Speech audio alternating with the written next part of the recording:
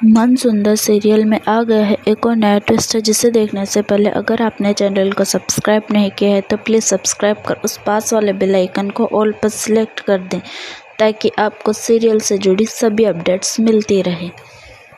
तो जैसा कि हमें मन अति सुंदर सीरियल में देखने को मिला कि कैसे रूही मरती नहीं है, वह बच जाती है और वहीं पर नाहर की तबीयत खराब हो जाती है। वह उसे बहुत बड़ा सदमा लगता है कि रूही मर गई है और उसकी और रोली की शादी करवा दी जाती है कानूनी तौर पर। वहीं पर फिर रूही वहां पर आ जाती है और वह देखती है कि ये सब क्या हो रहा है उसके पीठ पीछे। वहीं पर उसे पता चलता है कि रोली और नाहर दोनों की शादी हो गई है, तो वह उसे बहुत बड़ा सदमा लगता है। फिर आगे देखना होगा कि क्या घर वालों को पता चल पाएगा कि रूही जिंदा है या नहीं।